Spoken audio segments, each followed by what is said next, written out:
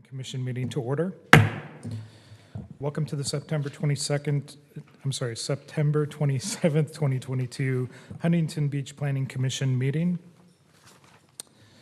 While the Planning Commission welcomes public involvement and free speech, it rejects comments from anyone that are discriminatory, defamatory, or otherwise not protected speech. Those comments will not inform nor be considered by the Planning Commission and may be cause for the chair to interrupt the speaker. Such comments will not be consented to or otherwise adopted by the Planning Commission in its discussions and findings for the matter tonight. Thank you. Can we have the Pledge of, we will do the Pledge of Allegiance, and Vice Chair Acosta Galvan will lead us in that. I pledge allegiance to the flag of the United States of America and to the republic for which it stands, one nation, under God, indivisible, with liberty and justice for all. Okay, may we have the roll call, please? Yes, Commissioner Adam. Here. Commissioner Mandic. Here. Vice Chair Acosta Galvan. Here. Chair Perkins. Here. Commissioner Scandura. Here. Commissioner Rodriguez. Here. Commissioner Ray. Here. We have a quorum. Thank you. Thank you. Okay, so now is the time for public comments for items that are not on the agenda this evening. Do we have any public comments? We have no public comments. Okay, so we will move on to public hearing items. So the next item is the general plan amendment number 21-001, the zoning text amendment number 21-003, site plan review number 21-002, Addendum environmental impact report number 21-002, otherwise known as the Terra residential project. So planning commissioners, please state any of your disclosures. We'll start with Commissioner Adam on my right, and I do just want to remind any commissioners that were not present at this study session, please make sure to note that and whether you watched the video. Thank you. Thank you. Yeah, I was not present at the study session, but I was at home watching the video, just couldn't get here in person. And I did have questions for staff, city staff. Yes, I did watch the video, and I think I was on the Planning Commission when this came up at its last, I don't remember what year it was, but anyway, during one of the rewrites when the applicant took the project over. And I have visited the site and am familiar with it. I spoke with Councilmember Kalmick and with Commissioner Rodriguez about the project, and I was present at the study session. Yeah, and I was not present at the study session. I was traveling outside of the country, but I did watch the video. I also did speak with Kim Carr regarding the issue as well. Okay. See, where do I begin? Visited the site a couple times in addition to being a regular customer. Met with the applicant, spoke with the staff, and then in my previous time on the Planning Commission, I also voted on the entitlements for the Terra project, which was the revision of the crossings, and also on the Costco plan. And I did mention I met with the applicant. So. Yes, I visited the site several times over the weekend. I also spoke to Commissioner Acosta Galvan, Councilmember Dan Kalmick, and Councilmember Natalie Mosher. And I've visited the site on a number of occasions. Yeah, and I'm sorry, I forgot to mention I did visit the site on multiple occasions over the last couple of days, so want to make sure and add that to the record as well. And I forgot to mention that I did meet with the applicant as well. Okay, thank you. All right, so staff, can we have the presentation?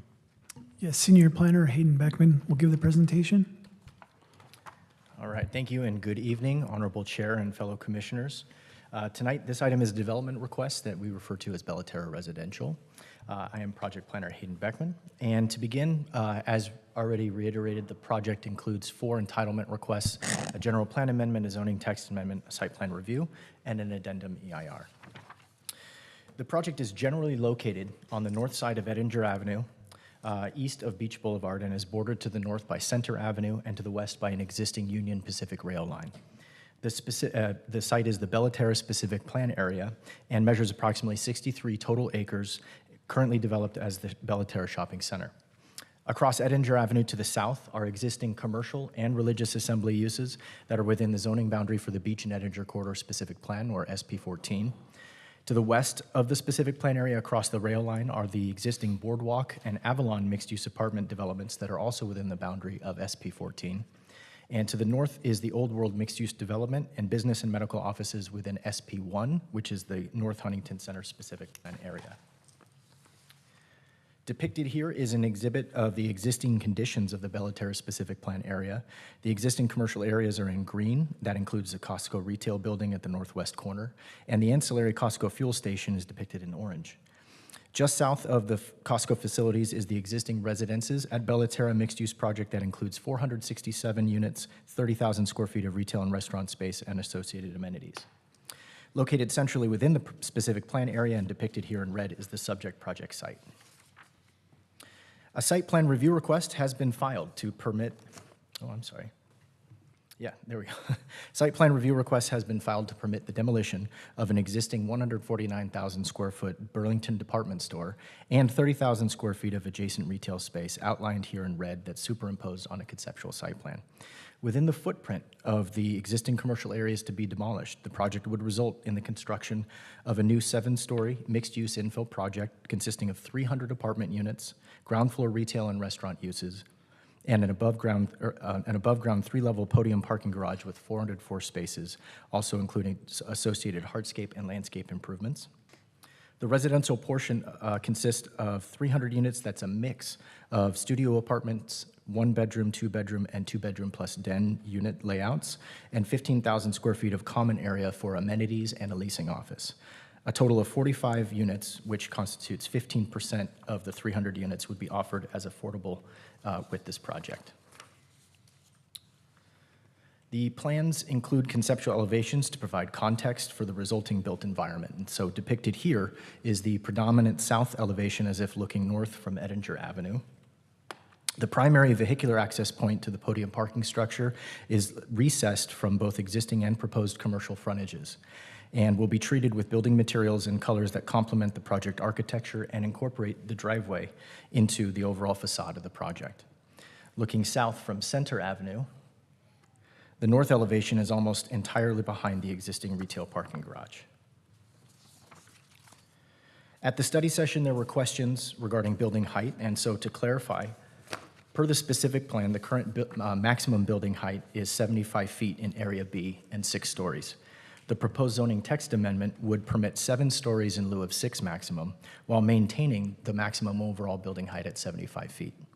All occupied space within the project footprint and floor plans would comply with this 75-foot height requirement.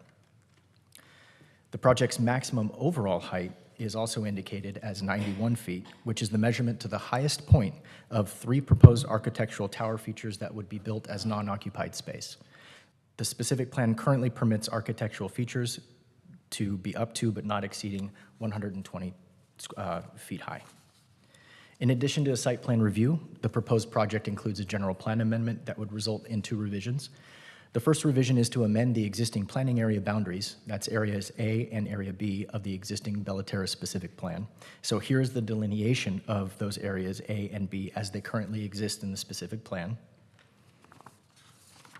And to implement the proposed project, the general plan amendment request would move the proposed development site within Area B and identify B as 2 portions, with B2 as the proposed project site.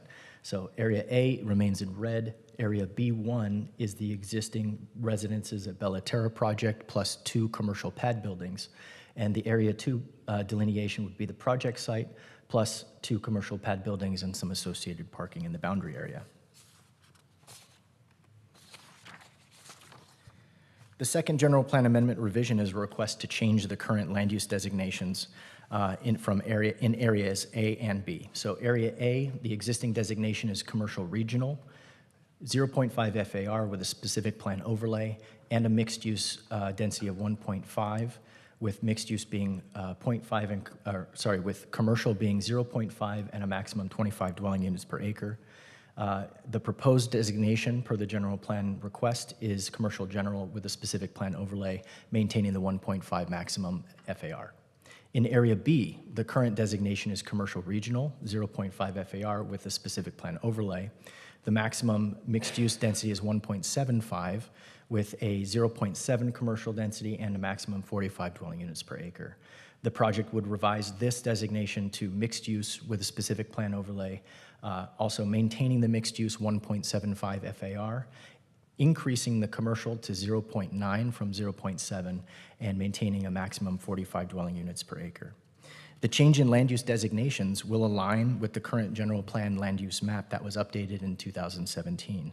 And as I mentioned, it will result in an increase in the permitted commercial floor area in Area B from 0.7 to 0.9.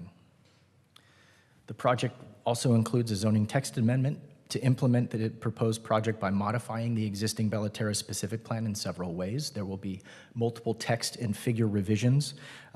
Those include the reduction of the size of Area A as previously discussed in the boundary modifications, that reduction from 52.35 acres to 45.03, and thus inversely increasing the size of Area B from 10.4 to 17.72 acres. As I also mentioned in the general plan amendment, the zoning text amendment will result in the formal division of Area B into subareas B1 and 2. And that would be done throughout the Bella Terra specific plan in order to distinguish the two development areas from each other.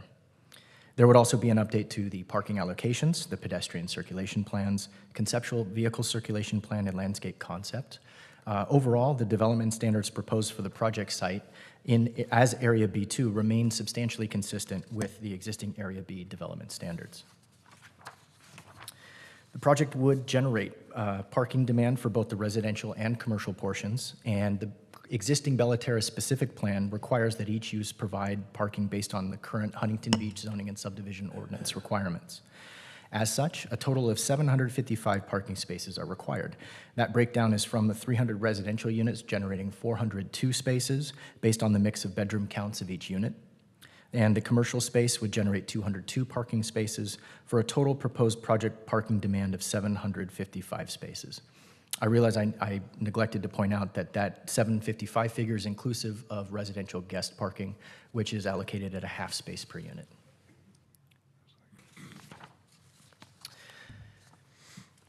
The project is inclusive of a 3-story podium parking garage that's located entirely within the building massing. The podium parking garage is 3 levels, would provide 404 spaces, and is intended for the residents of the proposed units. The remaining 351 spaces for the guests and commercial uses are provided via an existing shared parking program that considers varying peak parking demands for the divergent uses already on site. A shared parking analysis was conducted to update the previously approved program, and demand is generated by this project is allocated in the existing retail parking garage that abuts the project site to the north, and a section of the existing surface parking to the south within the boundary of the specific plan. It is worth noting that the existing Burlington Coat Factory building that would be demolished as part of the project currently creates a parking demand of 912 spaces. Those are currently provided for by a previously approved shared parking program. As a result of this project, that parking program would be updated. Effectively, the project's parking demand at 755 spaces results in a net reduction of parking demand.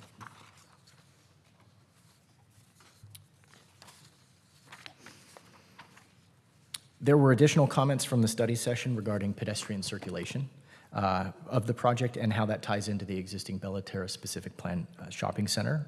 In response, the applicant did generate updated exhibits to detail how pedestrian circulation will be incorporated into the project. This is a screenshot from one of those exhibits that staff distributed to the commission for your review. The applicant, of course, can expand, but I wanted to summarize the proposed improvements to pedestrian circulation specifically. Both internally and externally, the project will separate and enhance pedestrian entrances to define them from vehicle entrances. A new pedestrian paseo connects the first floor of the parking garage with the external sidewalks that are along the shop fronts. A new pedestrian connection at the southeast corner of the retail parking structure will connect the Edinger Plaza shopping centers with the retail parking garage, and a rideshare and passenger loading area is provided at the ground level of the parking garage. In addition to providing secondary pedestrian connections throughout the first floor of the project, the applicant is providing a newly proposed elevated pedestrian connection between the existing retail garage and the first level of residential units for the proposed project. So that's highlighted there in red and was included in the additional exhibits. The final entitlement of the project request is a draft addendum environmental impact report. This addendum outlines the potential environmental effects that could result from the implementation of the project. The city's review of the project is limited to examining the environmental effects associated with the differences between the proposed project and the project as reviewed as the Village at Bella Terra EIR in 2007. There was also a 2010 addendum to the original EIR that had to also be taken into consideration. As such, the 2022 addendum to EIR 0703 has been prepared and will be used to determine whether the proposed project falls within the scope analyzed in the 2007 EIR and the 2010 addendum. And effectively, based on review of the facts presented in the addendum document, staff recommends that the addendum is the appropriate documentation to comply with CEQA. At this time, staff does recommend that the Planning Commission recommend adoption of the Addendum EIR and approval of the General Plan Amendment, Zoning Text Amendment, and Site Plan Review requests to the City Council. This concludes staff's presentation. Staff is joined by Ryan Bensley of LSA, who is the CEQA consultant who assisted in the preparation of the addendum, and also the project applicant, Christopher Golder, is here with his team. The applicant has requested that the chair consider allowing additional time for a presentation to the commission when appropriate. And that's all I have. Thank you. Thank you. So do we have any questions from commissioners?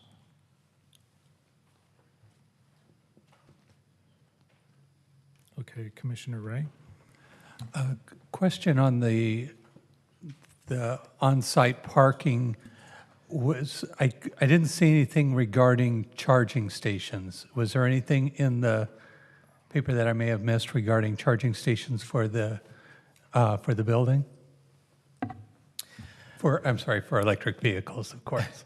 I do believe that there is an existing mandate to provide a certain percentage of parking spaces for electric vehicles. On its face, this project wanted to evaluate the provision of parking, the distribution, and the availability. When and if this project enters the plan check phase, it will be appropriate for the applicant to identify which spaces would be delineated for charging. So it hasn't been accounted for at the conceptual level. Thank you. Commissioner Mandick. Yes, a question. Did we do any kind of a view analysis? Does it block any views from, say, Huntington Beach Hotel or, you know, the office building that's next to Old World or anything like that? There has not been a direct view analysis for the purposes not having been required by the specific plan. However, that is certainly worth taking a look at, but we also evaluated the existing massing of the buildings. And so on site you have the Villages at Bella Terra, which I believe is a 5-story project. And so although this is a proposed 7-story project, effectively they're similar massing. So although we don't have a direct analysis to present to you, staff is recommending that the project is consistent with the existing conditions on site in terms of height and massing. And maybe I missed it. Is there something in here about the timing of the project? How long are we looking at? How quickly will it start? I do know that the applicant has their scheduled information. I believe project construction would take approximately 28 months, if I remember accurately, from permit issuance. Obviously, we're still in the entitlement phase at this stage, but that's what I recall from the addendum. Okay. There was a comment in there from someone about local hiring. Do we ever consider hiring local, or do we ever put that in as a recommendation to our developers? That's not a standard condition of approval that I'm aware of. There has been a comment letter received to the city as lead agency on the environmental document that raises that as a potential issue. I don't know if the city attorney wants to expand on that, but I don't believe that there's a nexus for us to require it at this stage. Okay. And then this project does have like peaked roofs that go up to 120 feet, is that correct? The 120-foot dimension is a maximum overall for architectural features. This project proposes 91 feet as the Okay. maximum overall height. And over the 91 feet, I saw that there was something in there about projections for elevators and all that. Over the 91 feet, do you have any idea, is there anything that will show above the 91 feet? I can advise that the 91 feet would be the maximum overall projection of any feature of the building. There are stairways and elevators that provide access to the roof. In the section drawings that are included in the plans, I believe the maximum height for those would be 85 feet. So that would fall under the max overall. Okay, maybe the developer can address that. And then I was really happy to see the dog spa and the dog area, and that the dogs have a bathing area as well. And my question is, does it, I guess they can, maybe you know, does the dog spa have hot water? That's a great question. I think we'll hold and defer for the applicant to weigh in. Yes. And then there was an item in there that talked about extending the site plan review for 5 years, to 5 years. What is the purpose of that? Again, I will ask the applicant to weigh in on that a little bit more directly during their presentation, but effectively, as it's currently stated in the specific plan, a site plan review is valid for 1 year. That means if the director takes action on a request, the applicant has 1 year to submit for building permits. Otherwise, that validation would expire. Mm-hmm. In extending that, it would really be a procedural ask so that there's a little bit more flexibility on the developer's end to allocate resources for funding. Certainly, we're in a different economic climate where it may be a little bit more challenging to source building materials and other things, and hence that is the reason for the request. Staff is supportive of the extended time period in that it provides a little bit more flexibility. Okay. And then there are so many amenities, the culinary garden, the working garden, all the different the snack bars and juice bars. And yet I saw in the wording, there's a lot of things in there about, in the lined out, that kind of made it less specific. It was, instead of like, it may, or, you know, it will contain, it just sort of took those out and made it in some instances easier, but to me more ambiguous about, are we getting these things? Aren't we getting these things? If they're in there and it says it, are they going to be built? So in the legislative draft of the specific plan, the applicant has identified what is being removed and what's being added. What's being added is reflective of the proposed project, and so the language that you're reading as new amenities will be provided. What they're removing, I think, is, like you said, the more ambiguous language that was drafted either in 2008 or in 2010 when a future project wasn't known. At this point, the applicant has proposed a project, and they are basically tailoring the specific plan to meet that footprint. So when our inspectors go out there and they see there's no juice bar, what happens? Do we get it or don't we? We certainly want a juice bar. And so, again, it is a commitment by the applicant. If they are going to include that scope of amenities in the specific plan, we believe that the project should reflect that. Okay. That's all for now. Thank you. Thank you. Commissioner Scandura? Sure.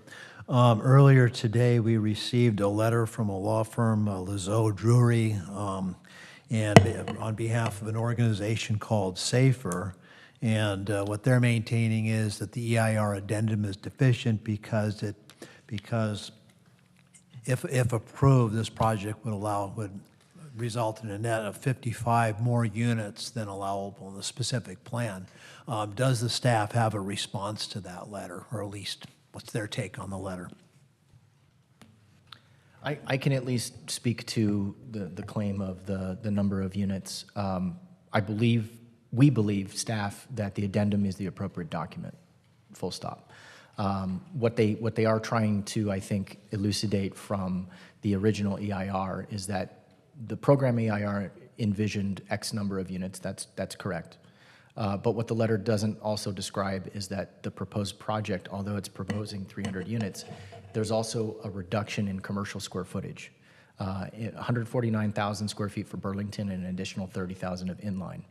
The reduction of that as operative square footage has, the impacts of that outweigh the impacts of 300 residential uses when it comes to analyses of greenhouse gas emissions, vehicle trips, and of course parking demand. So I think that the letter is,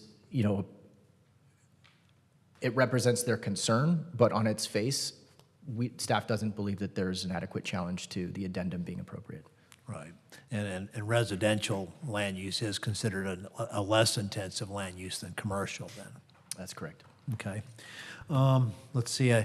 Last week we all got some additional exhibits, and the last page of those exhibits talked about a pedestrian bridge between the existing parking garage and the new buildings, and then we saw it tonight, actually right there. And since the applicant, as far as I understand it, the applicant obviously proposed it, then they obviously agreed to it. Now, it's not in any of the conditions, or I don't see it anywhere in our package. How do we, if we were to decide to add this feature, what would be the best vehicle for adding this feature to the project? In the attachment number 1, which are the suggested findings and conditions, there's reference to the conceptual plans received and dated. I don't have the date off the top of my head, but I believe the proper mechanism for the commission to consider is if you would like that to be added to the project, you would include that in your motion, that the conceptual plans as specified by staff with one modification, the modification being the inclusion of the proposed elevated pedestrian connection. Okay.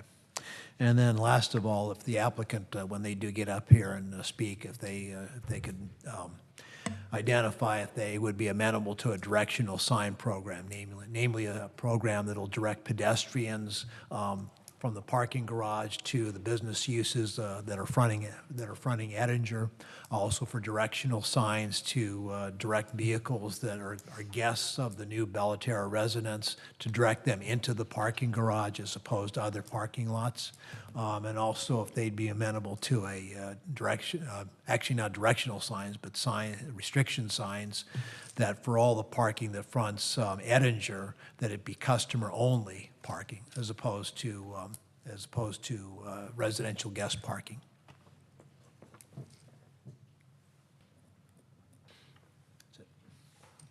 Okay, so Commissioner Rodriguez. Yes. I have a question. This is more related, I think it's geared more towards Public Works. So the applicant obviously addressed some of the concerns that we had last meeting regarding, flow of traffic. But I want to know more what the city is doing to better the traffic in the surrounding areas. Maybe that means, do we synchronize traffic signals during peak hours, during the holidays? Has the city looked into that? So currently on Edinger, we do have a synchronized system all the way through Edinger from Beach down all the way to Bolsa Chica. Thank you.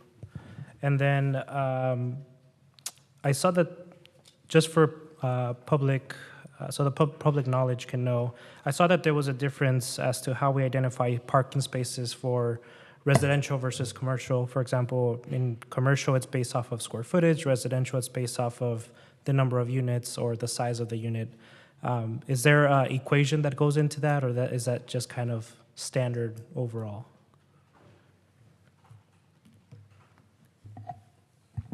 Commissioner Rodriguez, I have to apologize. Could you repeat that question? Yes. For example, for residential versus commercial, I saw that in the parking study, we categorize commercial parking based off of square footage as to how many parking units we need, and residential is based off of units. So, for example, if you have a studio, it's one parking space. So is that kind of like the standard across the board, or is there a formula that goes into that? Oh, thank you. So the parking as identified is based on the current code. So the specific plan defers to code for those requirements.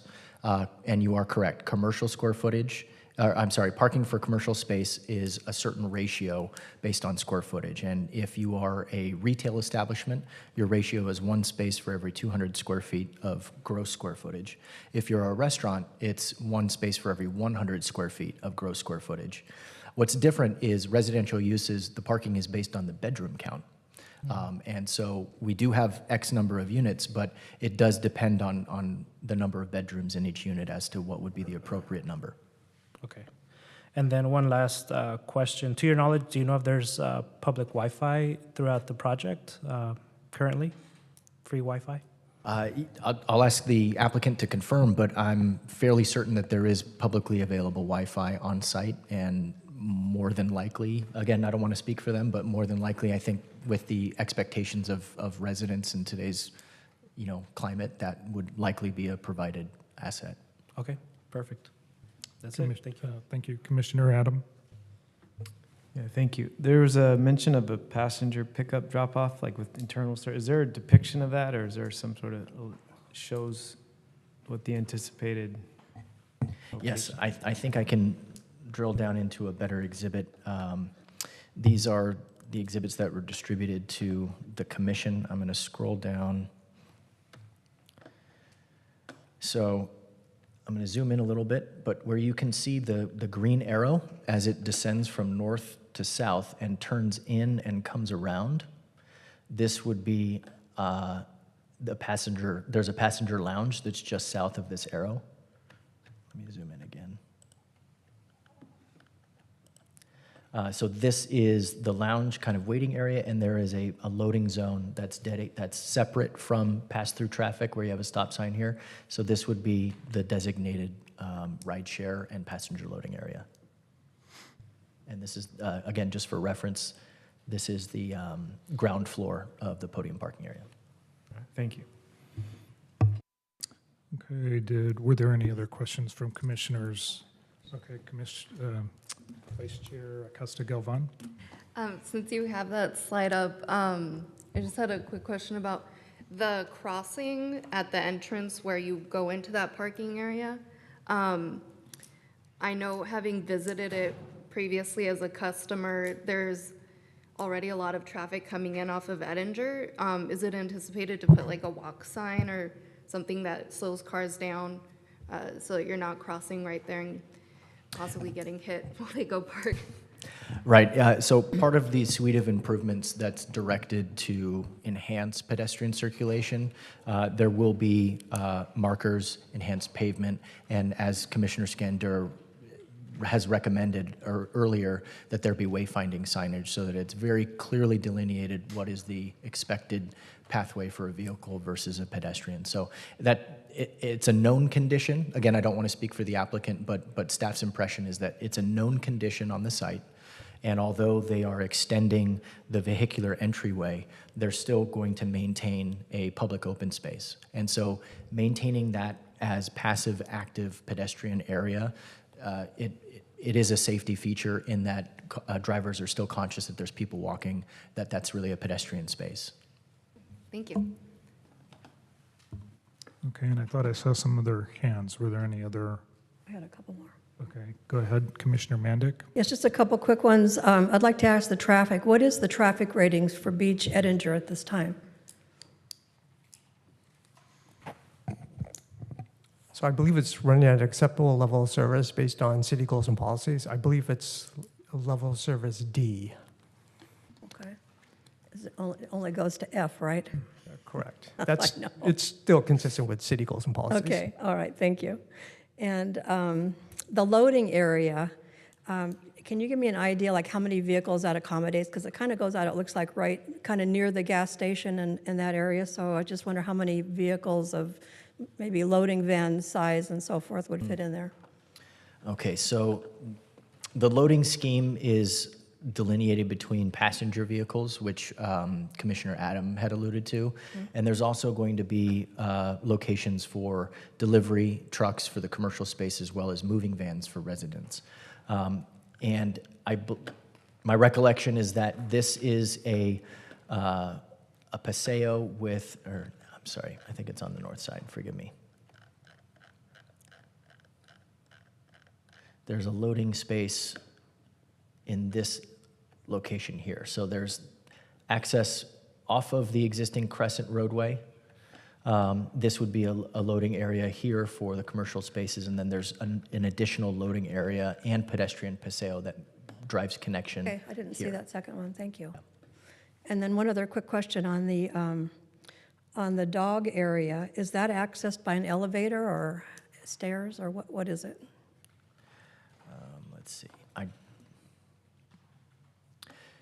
If I recall correctly, and I can pull up the plans, but that would take a little bit more time. But if I recall correctly, as a resident amenity, it's accessible by both stairway and elevator, but it's not directly adjacent to the space. You would already need to be on that floor, if you will, to access that area. Okay. Maybe the applicant can clarify a little bit when he comes up. Probably Thank you. do a better job, yeah. Okay, no, it was a good job, thank you. Okay, thank you. Commissioner Scandura? Sure, and I had one more question, and Commissioner Rodriguez made me think about this. So I read the transportation study, and what we have, and we don't see this too often in transportation studies, where we actually see an intersection that fails, goes to level F, and yet we have that situation at Center Avenue and Terra Drive, and it's an unsignalized intersection. And so the applicant, at least in the study, proposed some mitigation, which I think was adding an additional lane. What's traffic engineers' take on this? Is that going to be an adequate mitigation measure for that to get it down to an acceptable level? Yeah, so at the driveway, staff is in agreement with what was proposed as a mitigation. It kind of does already operate as described as a mitigation measure. People tend to be on the left side if they're going to make a left turn, and then the right side if they're going to make a right turn. So, okay. Okay, thank you. I do have a couple of questions as well. So I noticed in the presentation materials that there were pedestrian walkways that had been identified.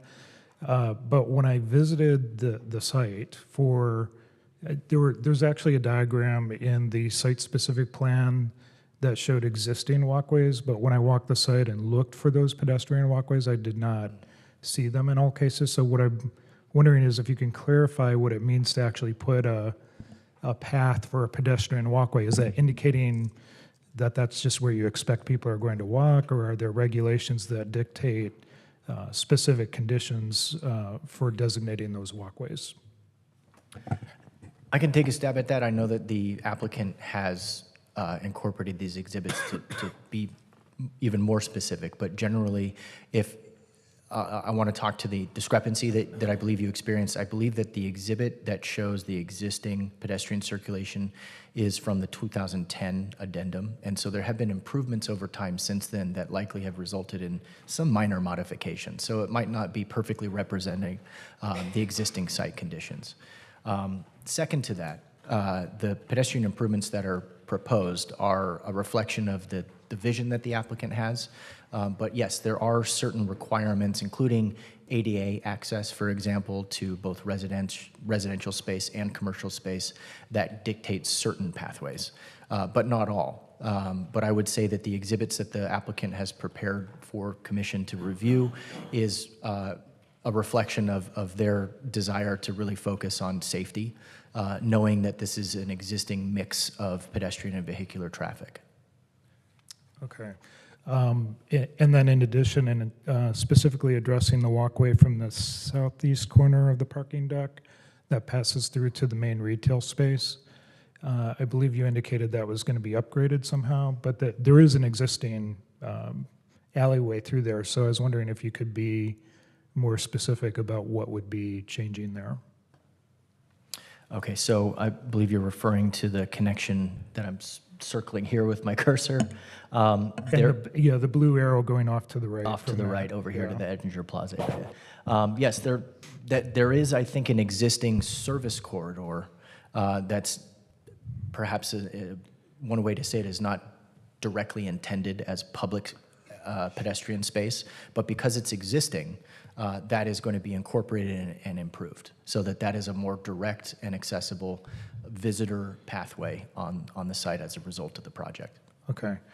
And actually on the site, it is identified as a alleyway to the parking, so it seems as if though they intended to use it that way for the the patrons of the facility. And then one more question. So the walkway that was mentioned earlier, can you point out where that is in the top-down view, the elevated walkway? Oh, sure. So since I have this exhibit up here, this grayed area here is the existing retail parking garage, and the connection would effectively be located right about here. And so let me X out of the presentation. I have the exhibit here. Hopefully this still renders. Oh, maybe not. Well, while that's thinking, it would connect the third floor of the existing retail to the first floor of the residential portion of the proposed project. Now, again, this has been put together in a conceptual manner, so there could be some slight modifications to it, but the commitment from the applicant is that there will be a dedicated access way. Since the shared parking program identifies that the residential guest parking spaces will be allocated in the structure, some of that wayfinding and that connection is intended for the guests themselves to have a more direct access to the units of the residents they'd be visiting. Okay, so you wouldn't be using it if you're just there to experience the retail, correct? Correct. I also believe, and again, I'll have the applicant expand that I believe it'll be dedicated, so it'll be specific to guests. There'll be some type of mechanism for security purposes. Okay. All right, so were there any other questions by commissioners? And by the way, okay, yeah, go ahead. I would just like Commissioner the applicant, if they can just give their definition of primary, secondary, and tertiary. I mean, it's all related to pedestrian, so it's on the exhibits. If they can just do add a brief narrative on what that is, or if you want to take that. I think it's pretty simple, but I just. It could be. I don't want to speak to it because again, I don't have the definitions in front of me. It's I believe a hierarchy of the priority and likely the size of that space. As I mentioned, the applicant is prepared, I think, to expand on some of these questions, but I'm still available for any additional questions. Okay, so I'm not seeing any further questions from commissioners, so we will, thanks staff for the presentation, and so we will now open up the public hearing. I do believe we're going to have a lot of questions for the applicant, so the way I intend to work it is to just get through the public speakers, and then if commissioners have questions of the applicant, we'll do that during deliberation, so the applicant may want to just stay down by the mic for when we get to that. So do we have public speakers? We do have public speakers. Okay. Please come down to the podium to both microphones and queue up. Lindsay Parton, Christopher Golder, Eric Olson, Brian Carey, and Ben Pickens.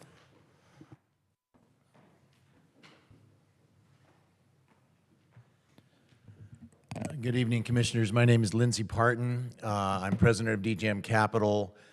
We've been the privilege of owning Bella Terra since 2004. And I just wanted to give a very sort of high-level thank you, to the city, for the encouragement and the support you've given us over the years to make Bella Terra hopefully the pride and joy of Huntington Beach. It's certainly been the first converted indoor mall in Orange County. It's been one of the most successful conversions in California, and I think we owe it to all of you. Some of you may remember back in '04, my predecessor tried to get Burlington Coat Factory converted at that time, and for different reasons it didn't happen. We're now to about the end of Burlington Coat Factory's lease.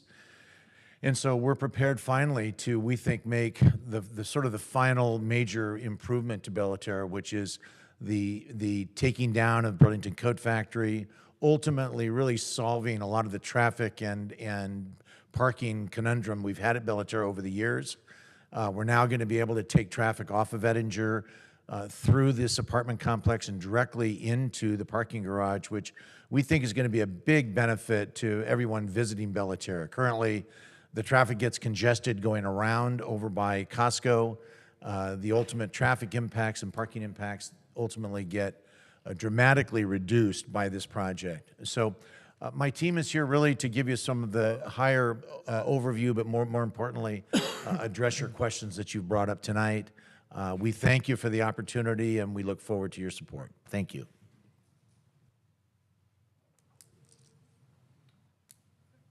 Hi, good evening, Commissioners. My name is Christopher Golder with DGM Capital, Terra Associates as the applicant. I'm just going to give a quick overview of the proposed project, and I can try to answer some of the questions that you directed to staff. And then we have our project architect that'll speak on some of the design, and then Brian Carey with Terra Associates DGM to speak about traffic and circulation. The proposed project is 7 stories, and to answer some of the specific questions about height, the highest occupied floor would be 75 feet. The project would also include enclosures and parapet walls beyond that, up to 15 feet above the 75, which is allowed in the specific plan to conceal any type of mechanical equipment, any type of vertical transportation projections beyond the top floor and stairways as well. And then some architectural features, such as the pitched roofs that you see over the entry points of the project, would be up to 100 feet in height. The specific plan allows up to 120 feet for architectural features. The project includes a total of 300 units, and that's a mix between studios, 1-bedroom units, 2-bedroom units, and 2-bedroom plus dens. There is 15,000 square feet of identified indoor common areas. Those spaces are identified on the entitlement site plans that were submitted. Right now, to answer the question about the dog spa, it is located on a residential floor, the 3rd level towards the north of the project.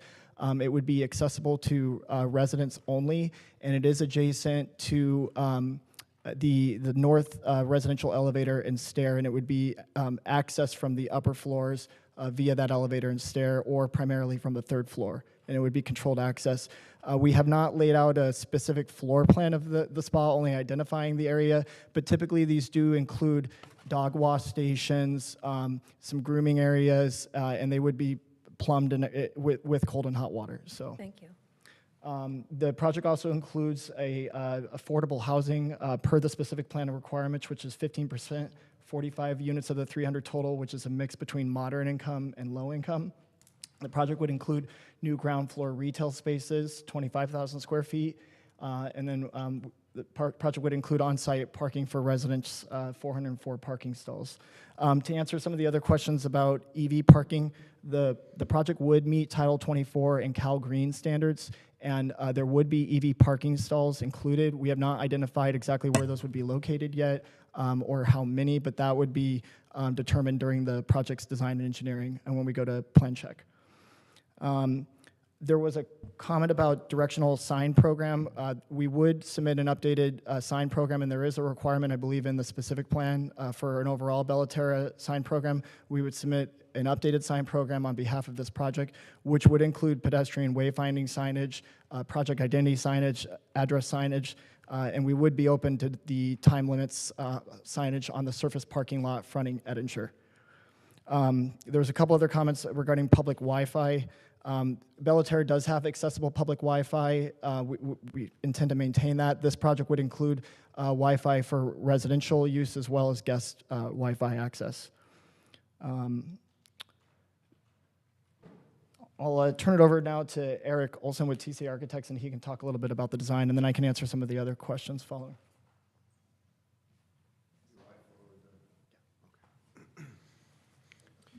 Good evening, I'm Eric Olson with TCA Architects. Thanks for the chance to share our design with you.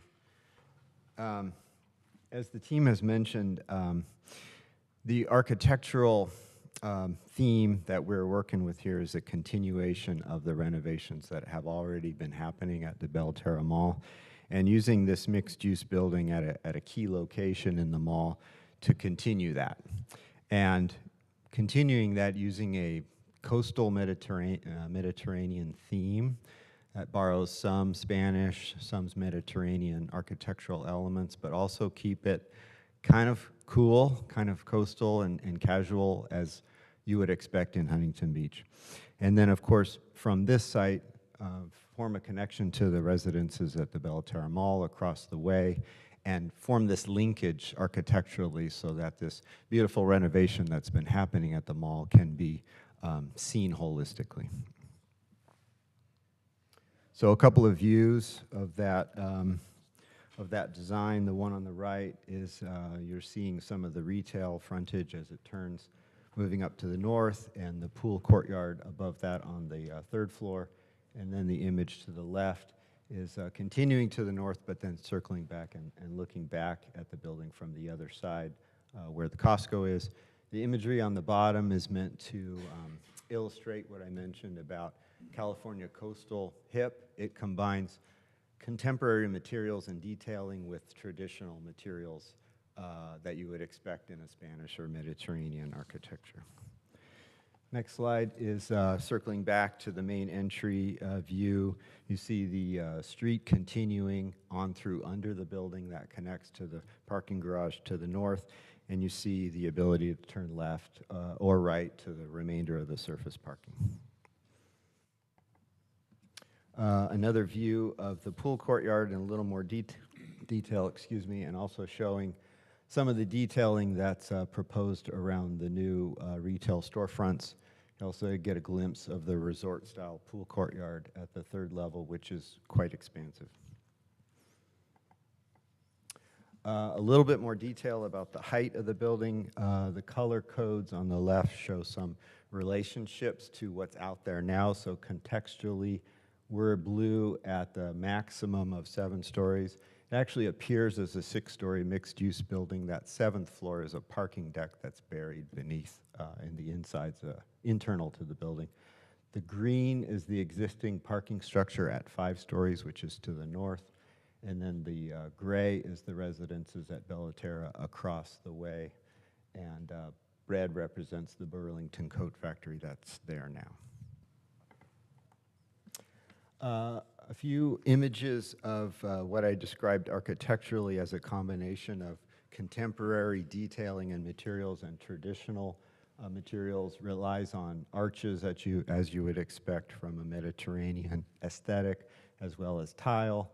Combines that with some darker metal, either awnings or garage screens that kind of pushes it a little more in the chic contemporary side, and then some dark window frames either in the storefront or in the residential levels above, and then couple that with some glass guardrails and some contemporary materials. Gives a nice balance between contemporary and traditional. Furthering that, a few examples of landscape elements, pavers in patterns and textures that would accentuate this theme of California coastal cool. Some white stucco walls, and again some tile on walls and steps like you would expect from that Mediterranean theme.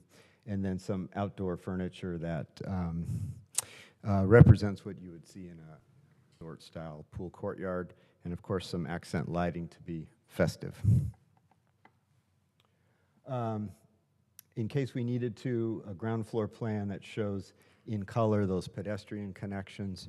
What we mean by pedestrian connections is basically not cars, or when cars or people are sharing a crosswalk, for instance. So you see the Paseo that links that drop-off area lounge in the middle of the site with the sidewalk and the street-adjacent retail on the outside, and of course the entry drive that has a pedestrian linkage sidewalk, if you will, along the side. And lastly, the little bit more detail about the pool courtyard. As I mentioned, it's expansive.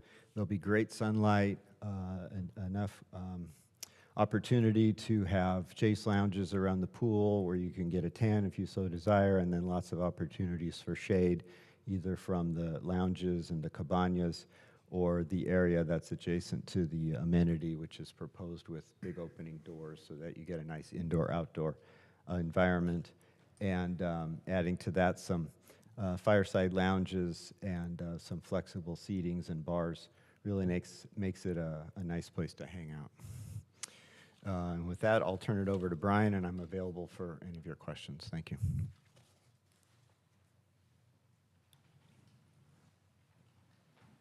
Hello, Commissioners. I'm Brian Carey speaking on behalf of the applicant. Overall, our intention with this design is to both integrate the new building into the existing center while also alleviating the traffic issues that we all know too well exist on the site already. In this slide, we indicate the pedestrian access to different portions of the site. The red arrows indicate the primary pedestrian access points where people can go from the existing retail all the way around the Crescent Road to where there will be additional retail provided, new options for dining and shopping for the residents and visitors to enjoy, as well as different pedestrian connection points directly from the existing parking garage through the new parking garage to the main pedestrian access points and the shopping center. As we also touched upon earlier, we're proposing improved access to these tertiary areas where we want to enhance the pedestrian experience by improving the connectivity to all points of the center to these lesser known areas to help get people from point A to point B as quickly as possible. One of the ways in which we're doing that is by building this pedestrian bridge on the 3rd level for residents and for guests to easily get from the existing parking garage to the residences on the upper levels to make that experience as painless as possible. One of the major traffic issues that exists on the site currently is that people come in from Edinger at the main entrance and they kind of dead end in front of where the Burlington coat factory is now, causing them to cause traffic whether they go left or right. The main attraction of our proposed design is the fact that you can go from the main entrance directly through the main corridor to the back existing parking structure, and residents can also access their parking spaces through the new parking structure in the center of the site plan here. So the goal here is to bring people directly back to utilize those parking spaces and to alleviate traffic on the Crescent Road, while also making it as easy as possible for existing residents and shoppers to access their cars. Here, we are proposing loading areas for both residences and for commercial uses. These areas will be screened to reduce noise and unsightliness, but are also positioned in ideal locations for access for anyone moving in and out of the building, as well as deliveries to the stores on the ground floor. One key component of our proposed design is modifications to the Crescent Road, which is the second main traffic issue on the site. Currently, people come from the north and they clog the existing one lane of southbound traffic trying to turn into the Costco gas station, and it creates traffic, and there's no way for anyone who just simply wants to continue on south to the shopping center to get around. Ultimately, they have to drive into oncoming traffic and get around any sort of backlog of cars that are trying to access the gas station. So what we are proposing is to create 2 lanes of southbound traffic. One is a dedicated lane turning into the Costco gas station. The second is a pass-through lane to make this area safer for both pedestrians and for drivers. We also propose installing bollards and signage to prevent people coming from the south to take left turns into the Costco gas station, which is another part of this traffic problem that we're trying to alleviate. We believe strongly that this design would alleviate all of those issues and concerns. Ultimately, this exhibit illustrates the traffic pattern as it currently exists. As you can see, there's a dead end right in front of the Burlington coat factory, causing people to turn left or right, causing traffic as I described. And it's causing a backup by the Costco gas station, as we just talked about. Here, as you can see, the traffic goes straight through the new parking structure where new residents can park there, or if it's a commercial, a retail guest, they can continue onto the commercial parking structure and utilize that for their shopping experience. Ultimately, all of the connection points, everything we're doing is just to connect the new project to the existing site, and we're promoting intermodal traffic in every way that we can. Both pedestrian connections are made, as well as signalized and unsignalized crosswalks surrounding the site. There's a variety of local bus stops, and there's also bicycle parking to complement all the parking for cars that we have on site as well. On the note of parking cars, ultimately, the current Burlington Coat Factory has a demand of 912 parking spaces. Our current project, in contrast, only demands 755 spaces. Of those, we're providing 404 of them in the dedicated residential parking garage, and this frees up 561 spaces across the site.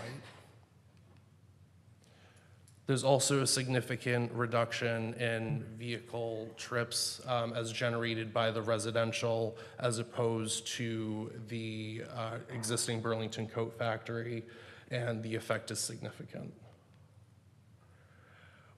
From an environmental perspective, we studied a variety of different angles of this project, ultimately concluding that there are no significant impacts generated by the proposed project. And to briefly touch on schedule, we are currently in the entitlement phase, and we are hoping to then proceed to the design permitting and pre-construction phase, taking our design to the next level of documentation in 2023. Then moving on to construction towards the later half of 2023 until early 2026, where we'll then be open to new tenants and residents. And if you have any questions, we'd be happy to answer them. Thank you. Do we have one more speaker? And Yes, Ben Pickens? So please stick around, because I do think we will have some questions for you.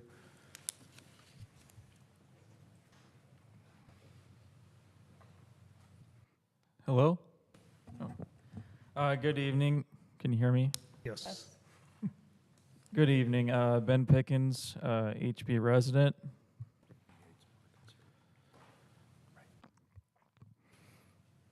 I'm going to miss Burlington Coat Factory. Where are people going to buy their coats in this area? And I also wanted to cite crime in this area.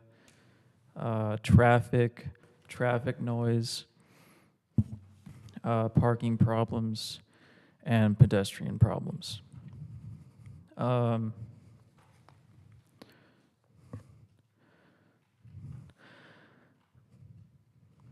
I like this project, but I'd like to see the architecture improved. The architecture, I'd like to see a different architecture selection, and I'd like to see the greenery improved.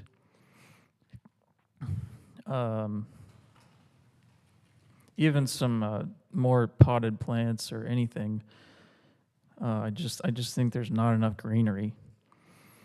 And I want to, some different architectural style selections that I think would be good for this project are, futurist, New York, Chicago school, mining themed, box arts, Art Nouveau, Art Deco.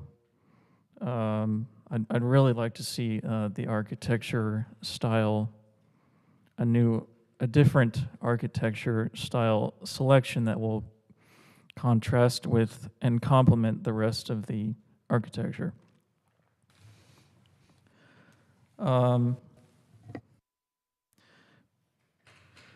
And this building, I'd like it to absolutely accommodate.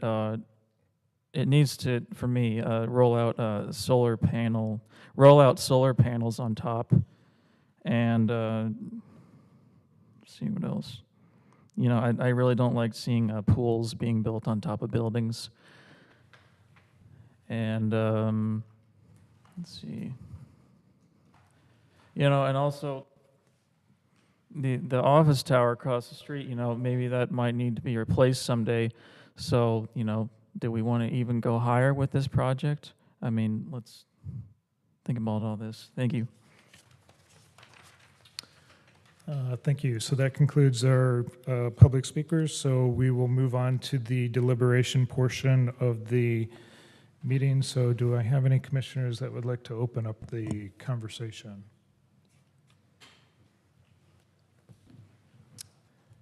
Commissioner Mandick? Yeah, I had a couple more questions. They spoke about, you know, that the amenities and so forth are not really planned out. The details aren't in what we're passing. Kind of what is the procedure as this goes from us to get all the other details? And I understand it's from here. It's the planning director okays everything. Is that right, or how does it go? I can speak to the procedure. One element of this project request is a site plan review, and if a project on its own only required that level of review, the director would take action. In this case, the project results in a general plan amendment and a zoning text amendment request. Since those are processed both through the Planning Commission to the City Council, that's been wrapped in. So at this stage for Planning Commission consideration, this would be the time to deliberate that type of programming, if you will. So you would ask the question about the specific plan identifies, you know, these types of amenities and will they be provided? That's the intent of the proposed project, is to provide those amenities. There are certain details that still need to be worked out, and of course I'll defer to the applicant to kind of expand on that, but I just wanted to clarify that the director would not be involved in the decision-making at this point for this project. Okay, but at least say we're approved tonight, it leaves us, and then you're going to get a whole new set of plans from the applicant that's going to contain all those details. Is that correct? At this point, the open spaces we feel have been fairly well designed. We have, you know, a good knowledge of what the scope of those amenities are going to be. There can be flexibility in that, and there can be changes, but yes, between conceptual drawings and working drawings for building permits, there are likely to be some changes, but we don't anticipate those to be significant. Okay, and if it is significant, then it would come back to us, or no? Potentially. There is always the chance that a change could be significant enough to warrant what we call an entitlement plan amendment. So following approval of these requests, if the applicant proposes a change that we feel is significant enough, it would be brought back to the commission for consideration. Okay. And then the last speaker mentioned solar. Is there solar in this project? I don't believe it's included in these plans, as these are just conceptual plans. Mm-hmm. My understanding is that per Title 24, there, I believe, is a requirement for solar on a project of this size. Again, I'm not the subject matter expert on that. Okay. And then the last one was the trash enclosures. I noticed them on the plans, and it said that they were enclosed or not in public view, kind of hidden. But how are they planned out? Because in some of the other projects over there, they're pretty bad in existing projects. But how are they in this one? I just didn't pay close attention. That's no problem. Again, we haven't directly addressed it, but I do know that the applicant has taken time into that design. So, Christopher, would you be willing to expand on that? The trash collection and enclosures. Hi, my name is Christopher Golder with Terra Associates. There are multiple trash enclosure rooms that are located on the ground level of the project within the new parking structure screened from view from the exterior. Those trash rooms, some of them serve the new ground floor commercial retail and restaurants, and then others serve only the residential uses. For the residential uses, those trash rooms would be connected to a trash chute that would go vertically up to the residential floors that residents would have access to. And there's typically 2 trash chutes, one for compost and then one for recyclables. The trash rooms would be accessible at the ground level for a trash collection vehicle to park in one of the 2 loading spaces. And typically, they would have a person wheel out the trash bins to that vehicle to do the pickup and then put the trash bins back into the trash rooms. Okay. Of course, your response brought up another question. What about our new requirements for the organics? For having a third pickup, the recyclable, the regular, and then a separate one for the organics. Do you have a separate plan for that one? There would probably be a separate bin for separating out all of those, yes. Okay, but everything's hidden pretty much within the building, yes. All Thank of the you. trash enclosures would be screened from view and hidden within the building, yes. Thank you. That's it for me. Commissioner Mandic, I'm sorry to interrupt, Chair, but I just wanted to clarify an earlier comment. Ryan and I looked up the Title 24 requirements, and it would appear as it would not be a mandate at this point for a project of this size, so just for the record. Thank you. Okay, thank you. Commissioner Adam? Yeah, thank you, Chair. I have a question back to the Costco queuing line. So you guys indicated that if you're coming from Center Avenue, so entering the project from the north, coming southbound, there's going to be a new lane on the Crescent Drive, correct? That'll allow kind of a dedicated right queuing lane for Costco gas station, which will happen. I mean, it happens almost daily. Does that additional lane wrap all the way around? So if you're northbound and you want to turn left in the Costco queuing line, is that gas station, will it also work? Or how is that? Is it fixed on one side or is it fixed on both? Does that make sense? This is Chris Golder again. So southbound, what we're proposing is to create 2 lanes, a dedicated right-hand turn lane, a queuing lane that would allow vehicles to queue and then make a right-hand turn into Costco. The middle lane traveling southbound would be a pass-through lane, so cars continuing south to the existing commercial shopping center could pass by without having to wait behind vehicles queuing. The right furthest lane would be the northbound lane for vehicles traveling north up to Center Avenue or the existing parking structure. What we're proposing are, I don't know the exact terminology, but the plastic bollards that you see in the street to prevent northbound traffic making a left-hand turn into the Costco gas station, cutting off vehicles that are waiting in the queuing line. Right now, Costco has implemented some temporary traffic control measures out there, and this would provide a permanent solution to that. Okay. But that is a conflict right now where vehicles turn and basically cut people off from that. So you would, yeah, in this updated situation, you would essentially, you wouldn't be able to turn left into the Costco when you're heading gas northbound, station. Yes. Correct. Okay. And we would also propose striping and painted letters on the traffic lanes indicating vehicles cannot make a left-hand turn to the gas station. There is a fire access road that's between the existing residences and the Costco, and that would remain accessible for left-hand turns as well. And I drive an electric vehicle, so I don't care, but I do appreciate the thought that's gone into this. Can you clarify Anna's question a little bit? So there's no physical barriers that would prevent cars from moving other than the bollards, correct? So that's correct. It's just striping, is that correct? It would be a combination of striping and then those plastic bollards that you see that are kind of mounted to the ground that are flexible that would prevent people from making that, because sometimes even if you have a striping in there, people will still divert across the lanes to make that left-hand turn. So the intent of the plastic bollards would be to discourage vehicles from making that. Okay, and the bollards are only at the entrance, right? So they're not through the full length of what looks like the striping on there? Okay. Yeah, and to clarify, the hashed area is just showing the scope area, and then the traffic lanes in black are underneath that. Okay. Okay, did you have any other questions? No, I didn't. Okay, Thank you. I'm not sure what order you guys were. Okay, so yeah, let's have Vice Chair Kayla Acosta-Galvan go. Yeah, I just wanted to ask again on the local hires issue that we talked about earlier with the Southwest Carpenters Union. I know we can't require anything, but is that perhaps something that the applicant would be agreeable to opening up discussions in? Because I do think it's important to have local hires that are from a skilled workforce be working on big projects like this. So in response to the comment letter that we received, staff does not believe that there's anything that we can recommend as a requirement.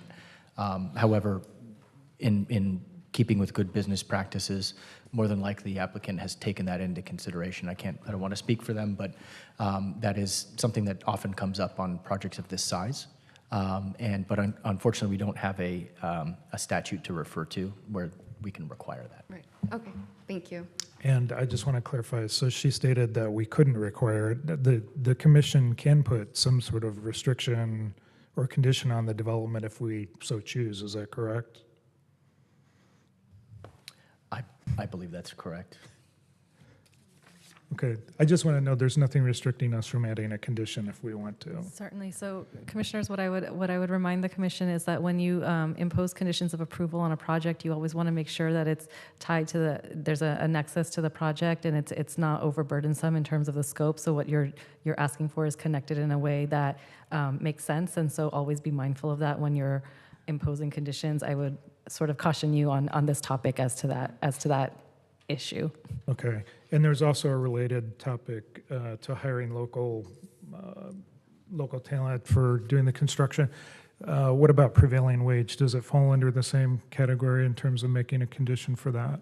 Or are we, if we want to see a prevailing wage offered to workers on the site, can we offer that as a condition of approval? I wouldn't connect it as a condition of approval. I think there's already applicable laws that may or may not apply as to whether the workers would be paid prevailing wage, and the recommendation there would be to let those take precedence. Okay, all right, thank you. Okay, any other questions? Okay, so we'll move on to Commissioner Rodriguez. Yes, this question is for the applicant. Based on what I've heard earlier, it looks like 28 months for construction.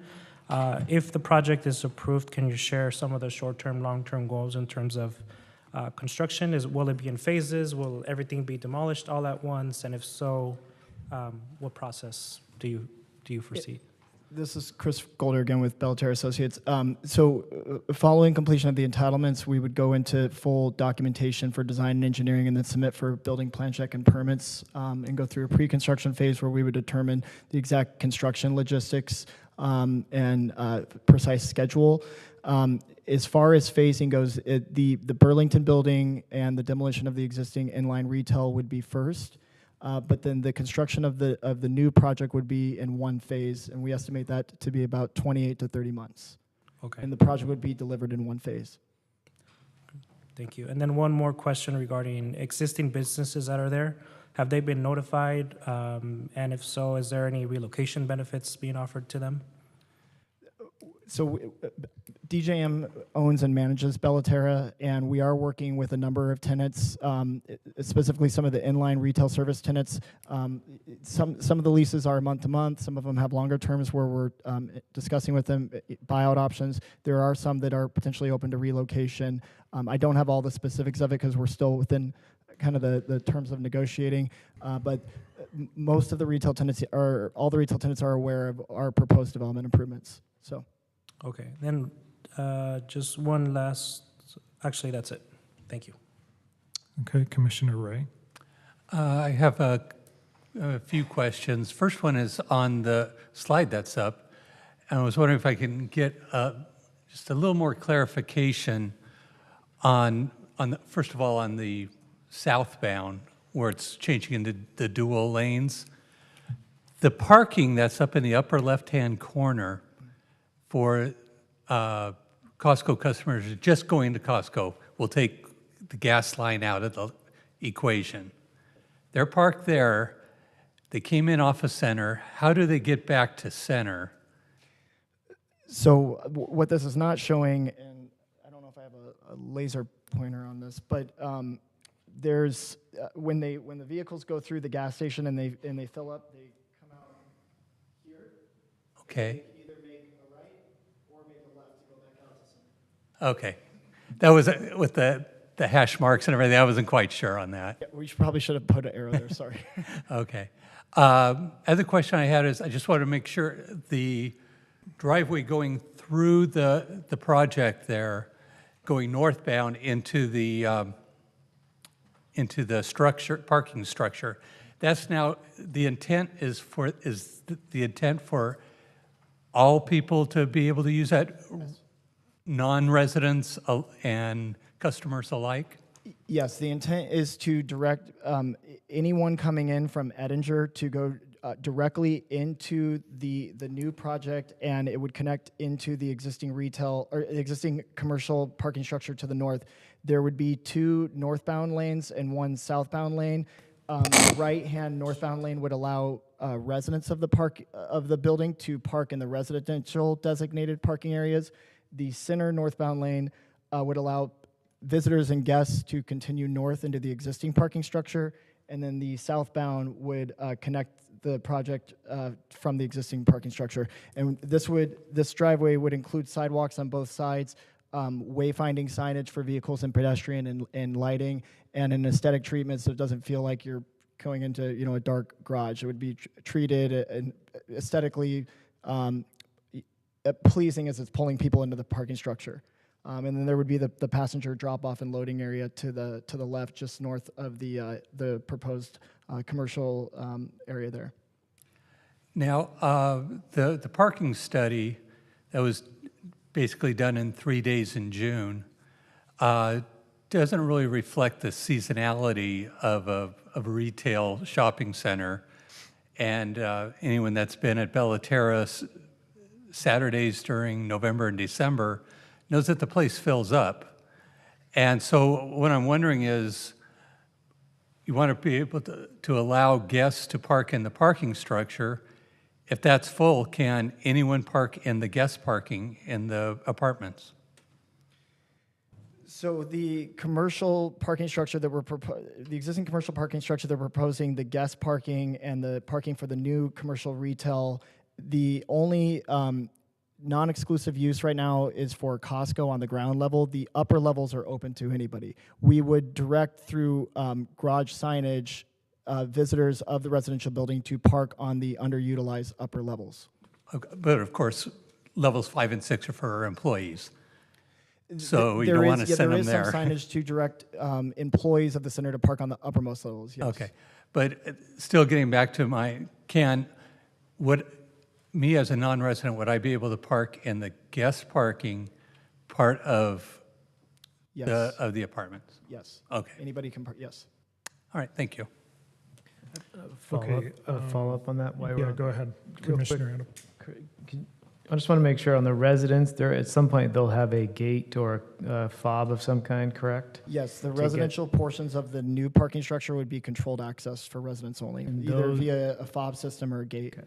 And are those set far enough back from a queuing issue that would never cause a Yes. impact to the non-guests, correct? Yes, that's why you You kind have of a show that. dedicated lane, correct? Yep. Okay, all right, thank you. Sorry, I turned it off. So I have a couple questions. So for the extension of the entrance off from the main entrance off from Edinger that goes into the parking deck where you have the bend, that's actually a tunnel, right? So it's a covered thoroughfare, correct? Yeah, and it might be better to go to the rendering that shows that entrance. But yes, once you go, there's a portion of it that it's uncovered, that's open, and then there's a portion where you would enter into the new structure, and you would be within the new garage footprint on the ground level there. Okay.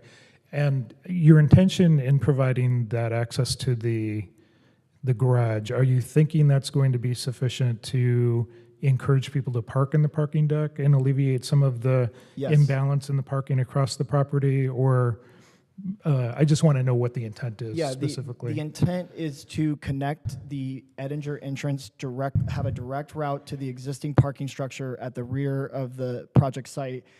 Right now, when you enter at Edinger, it's a T intersection, so you can either go left or right. And a lot of people, we feel, have trouble. They don't know the parking structure is back there unless they're coming in off of Center. So this would be identified with signage, and it would be a direct link to connect that intersection, people coming in off of Edinger to the existing parking structure to the north, and that was the intent. Okay. I'm guessing that most of the people who shop at Terra have been there many times, right? So they probably do know the parking decks back there. So you're kind of introducing me to a question that kind of came up during the study session. Commissioner Scandura was talking about the fact that people don't like, I think you were talking about the fact that people didn't like parking in the garage because there was no good foot passages from the garage to the retail space. And so that's why I've been asking about the passageway that currently exists down the southeast corner of the garage going into the retail space. And I was wondering what upgrades or anything are you planning on doing with that? Yeah, if we go back to the circulation exhibit, there's a number of different circulation paths around the garage. You have the exterior sidewalks that connect to the existing commercial retail center. The dots there and the asterisks depict existing elevators and stairs of the parking structure. At the southeast corner, there is an existing stair, and there is a pedestrian path that connects you through kind of the backside of the loading area through that alleyway to the amphitheater. What we would propose is enhancing the wayfinding signage, lighting. The other pedestrian pathway on the backside of the new project would connect to an existing corridor there that feels a little bit more back of house. We would want that to be upgraded to a front of house where, again, wayfinding signage, lighting, common area music, some landscaping treatments on the backside of that garage and connecting it to new sidewalks that would then connect to the parking structure. Yeah, and also just a suggestion, that passageway, it's just plain concrete, whereas a lot of your other retail passageways are covered with more upgraded surface materials, so that might be something that would be beneficial to get people to use that as well. And then the other question I had is, my main concern with, I think the project's great, but my main concern has been with pedestrian traffic through the entire facility. So it seems like you have a lot of islands of retail space that's kind of disconnected from each other. And I can give you some examples, like when I'm eating at California Pizza Kitchen, then I want to go over to the bookstore after I'm eating. It always seems like there's no good path for me to get over there. And what I'm not seeing in the plans is that you're adequately addressing that. So I just want to make sure I'm not missing something in the schematics that I'm seeing. So when I try to go that way, and I see this in multiple places in the facility, the same thing if I'm going from Corner Bakery just across the street over to the Mexican restaurant, there's no dedicated pathway that says this is a walkway. Right. And I'm wondering, are you going to do anything is there anything in the existing plan to address sort of those disconnected? There's not anything in our graphic exhibits that are showing any upgrades to or proposed new crosswalks within the existing Terra, just at where we're showing this proposed project connecting to the existing surrounding connection points. But if there are other identified pedestrian crossings within the project that need to be upgraded or proposed or enhanced, we would take that certainly into consideration, but they may not be depicted on here. So, okay, so in approving the project, for me, I would like to make sure that all the areas of the facility are adequately connected, and I like the idea of Commissioner Scandura for doing the signage, because that was something I also noticed when I was walking the property as well.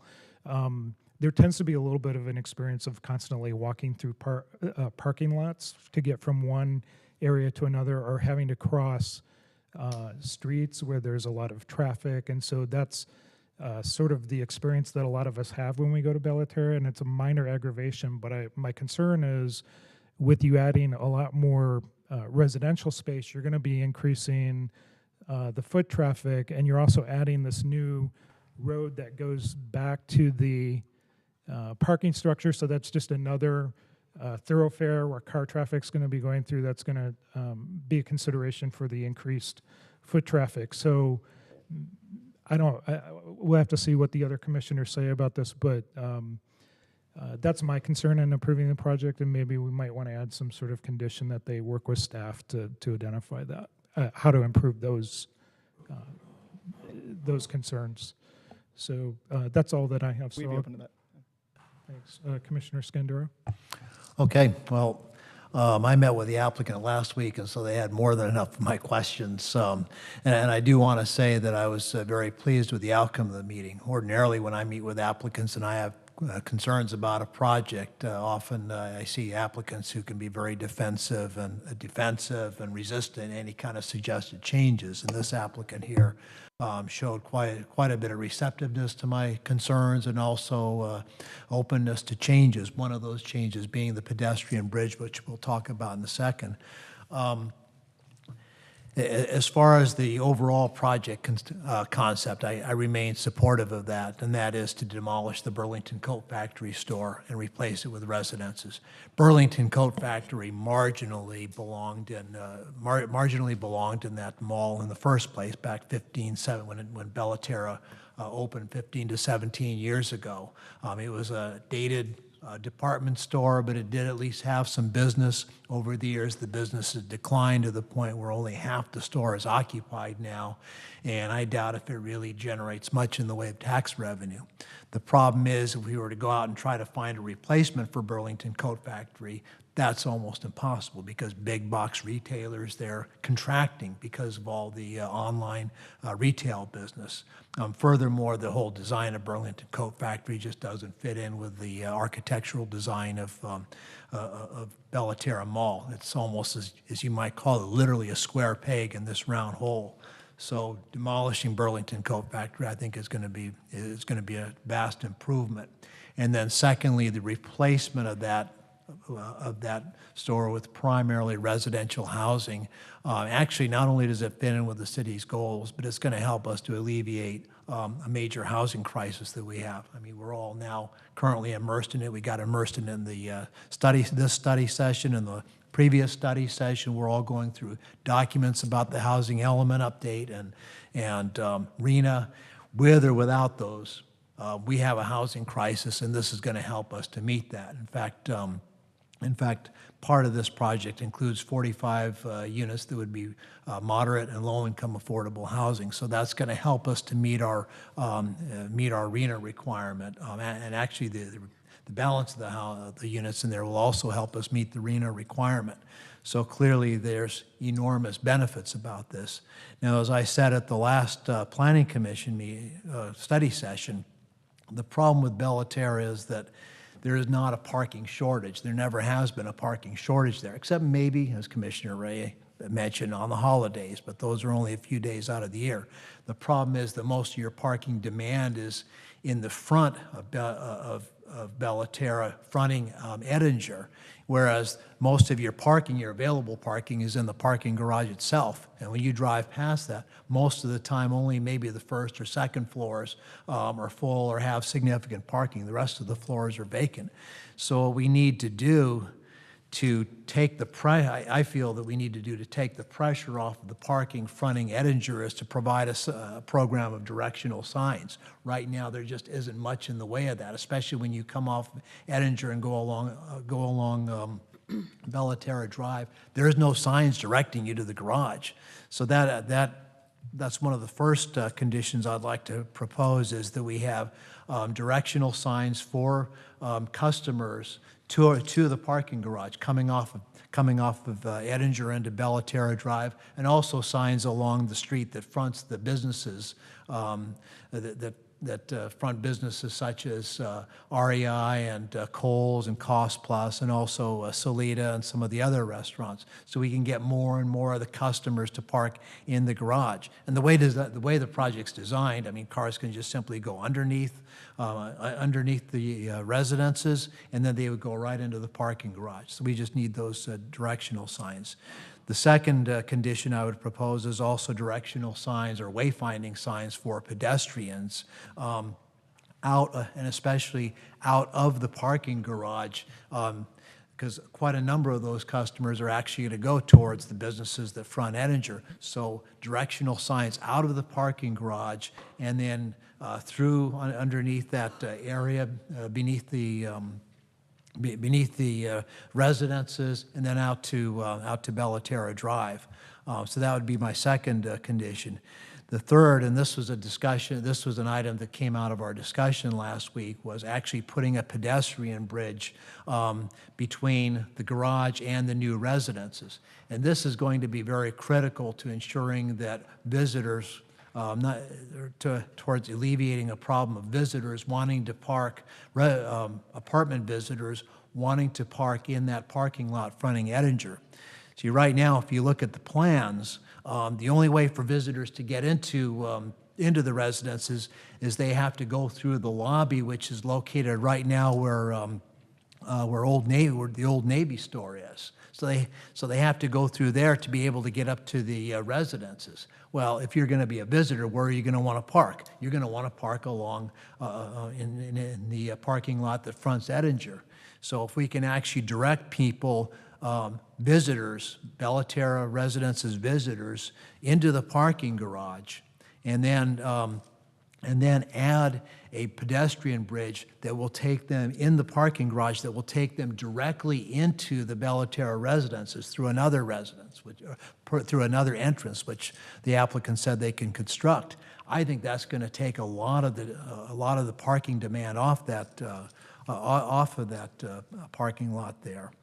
And then the last thing, and you can't prevent this entirely, but I feel that signs saying, signs in that parking lot fronting Edinger saying customer parking only is going to help direct a lot of those visitors to the Terra residences out of that parking lot into the garage. It's not going to be completely foolproof, but at least visitors know that they're going to be parking in customer parking spots there. So those are the four conditions. The last changes that I wanted to propose, and this is actually not in not in the conditions of approval, but this is in the specific plan itself, and that's attachment 8. If you were to go to page 19 and page 21, right now, let me just back up a bit. Under a specific plan, we don't have conditional use permits. Rather, what we have is site plan reviews. And basically, so if somebody wants to build a project within a specific plan area and it's consistent with the specific plan, they submit an application for site plan review with the staff. And then the staff actually goes through the process where ultimately the staff approves it. It's like a desk review. Now, what the specific plan states is if the applicant or a city council member disagrees with the community development director's decision, then the decision is automatically appealed to city council. The same thing goes with the parcel maps. And I remember the city council meeting back in 2007 or 2008 when they made this decision, and they just didn't give any decision for it. They just decided that this specific plan out of all the others had to have a direct appeal to the city council. So what I want to do is return that appeal to where it should be, namely those who have been designated or appointed by the city council members to handle planning and development decisions like this. So I would like to propose changes to both page 20 and also page 22 for parcel maps to make a decision by the community development director appealable to the planning commission, and then that decision can be then appealed to city council. So city council isn't cut out from all this, but it allows the people that they appointed to actually review this kind of thing, and only in that off case where there's just no agreement, then whoever disagrees with the planning commission's decision can then appeal it to city council. So those are the two changes I made.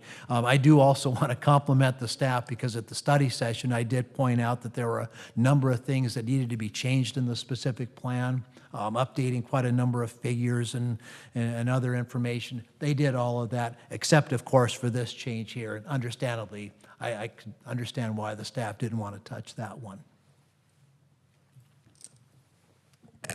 Okay, do we, Commissioner Mandick? Yes, I'm very supportive of the project. I think, it has a lot of issues with the height and the densities and so forth that are different in the city, but I think that is a good place for it, or it really doesn't impact anyone. And this developer came in with less that was required of them in almost every criteria that we provide, and made an effort to bring in a really big project, I think, with all the open space requirements being less than required or more than required, and parking, there's more parking than required. So I think it's very good in so many ways. There's one thing that I would like to have added in there, as far as I think the parking is so important, especially here. And I'd like to keep the parking numbers the same. If the charging stations take up room and the battery boxes take up room, because so many of the shopping centers I see now, it's not just the charging station, it's those big battery boxes that have to go with them, and they take up 2 or 3 spaces on their own.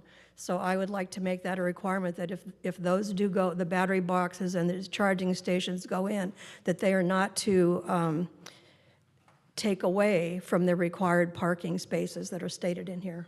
I'd like to make that a condition. But I'm very supportive of the project. Otherwise, I think it's an asset to Huntington, and I hope I'm just kind of, when I look at the plan, I see, I know we need housing, but I'd like to keep the retail, and I hope the developer keeps working on getting even a stronger store to what's my word? No, not the juice bar. No, a stronger store to be the center of that shopping center, an anchor store. Yes, that hopefully you'll look for even a stronger anchor store, and keep the commercial part of that. And I'd hate to see the shopping center just go to, totally an emphasis on the residential. I know it's so attractive to do that, but anyway, those are my thoughts. Thank you. Thank you. Okay, so Commissioner Adam. Thank you, Chair. I had one rendering question that you had up earlier with the parking lot, with the parking structure. The last one. Is that the one where it's superimposed with the project? Oh, we just zoomed in quite a bit. Oh, When we just had up before this slide. Please allow me a moment to go back. And I think this one Yeah, for the yeah, it's entrance? right there, yeah. So is the intent for the northbound coming in off the main access off Edinger, will there be a stop sign? Or will they just get to go straight through? And obviously the striping would show a straight arrow, right? Not. The intersection would be converted to a 4-way stop, all-way stop. So they would have Yes. They would have okay. Yeah. All right, thank you. Commissioner Ray. Okay, we're in deliberations at this Yes. point. Yep. I think there are a lot of good things about this project. I'm in favor of adding residences there, but I'm not going to be supporting the project. I have a couple of findings for denial, and the primary one is that at 7 stories, it exceeds the specific plan.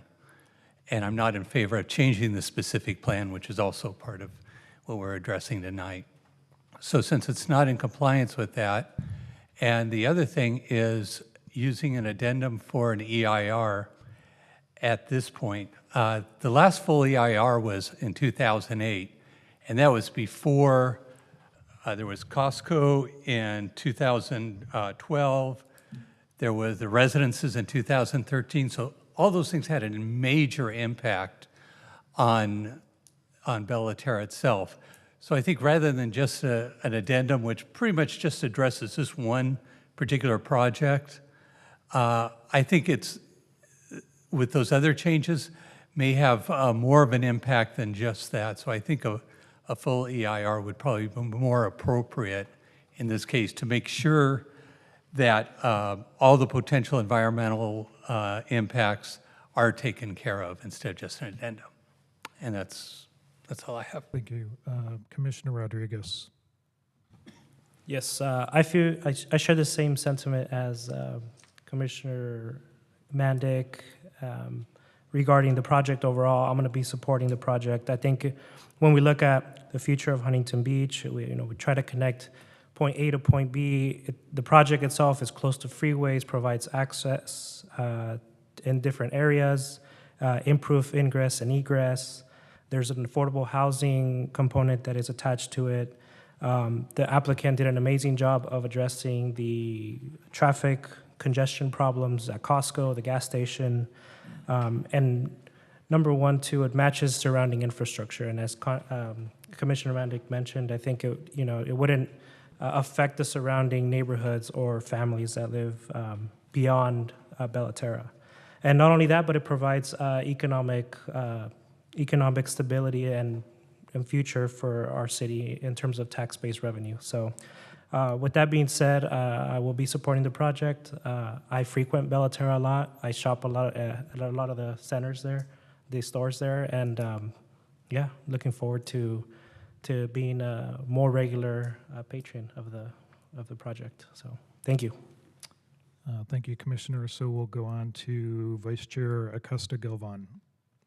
Yeah, I'm also in support of the project. I think it's a great thing that we're adding more housing near shopping center, near grocery stores. I would be in support of the conditions that Commissioner Skandera spoke of regarding wayfinding, and also what the chair was speaking about improving pedestrian access. I know it is very difficult to navigate the parking lots around there. You're like in a sea of parking, and it feels unsafe sometimes.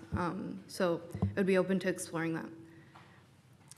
Okay, and I'll also be supporting this project. I think it's a fantastic project. I think the upgrades that the developer has proposed, they take lessons learned into account as to what's not working, what is working on the property, and really being proactive in addressing that. I support all the comments made by the other commissioners regarding the traffic and being close to the highway. But then on top of that, I think mixed-use development is a fantastic way to go for adding additional housing stock into the city, because once somebody gets home from work, they don't have to jump in their car and go grocery shopping and find the amenities that they need. If they want to go out to dinner, they can do it by foot, which is part of the reason why I'm emphasizing putting more attention to the foot traffic patterns on the site. So I do think this is great for the city. I don't think it provides a lot of burden in terms of street traffic throughout the city, because you can get right on the highway, and so I think any traffic impacts are going to be very localized to the streets around the development. So I do support that, with the condition that you do work with city staff to make sure that all retail space is connected with dedicated walkways. And, so that's where I am with that.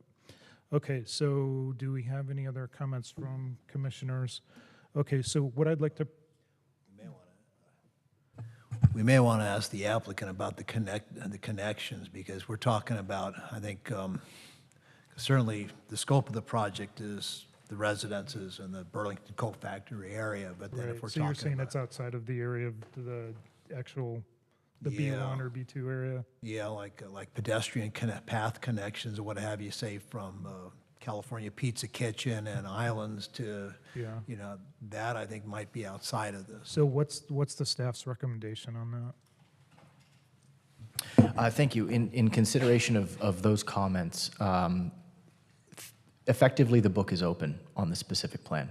And so at the direction of the commission for recommending changes to the city council, staff would be supportive of asking the applicant to include future improvements along those lines, not necessarily tied to the scope of this project, because we have to be careful about what has been analyzed in the environmental and what is the scope of analysis that we've provided to date, and making sure that that's consistent with the proposed project.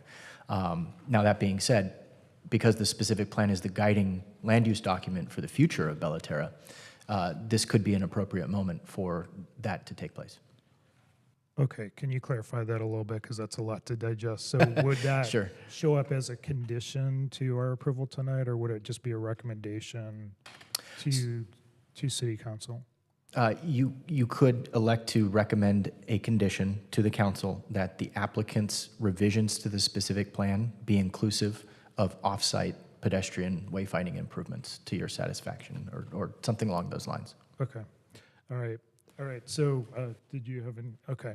So yeah, what I would like to propose, if you're amenable, is have you go ahead and do the motion, and then we can add some amendments for my condition and Commissioner Mannix.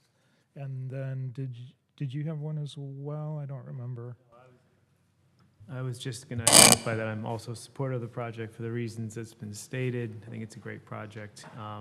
And I do support the conditions, though I don't have a comment on the last one, Commissioner Scandura, on the legality of your specific plan request. I just don't know enough about it, so I'm more opposed to, if I don't know enough about it, I would not support it until I hear from legal on that one. Okay. Thank you. So would you like to go ahead and make a motion? Yeah, well, I'd like to make a motion, but I just want to get some clarification from staff. Certainly, there's a number of changes to the conditions of approval that I'll include in my motion. And then there's the 2 proposed changes to the specific plan. That's in attachment 8.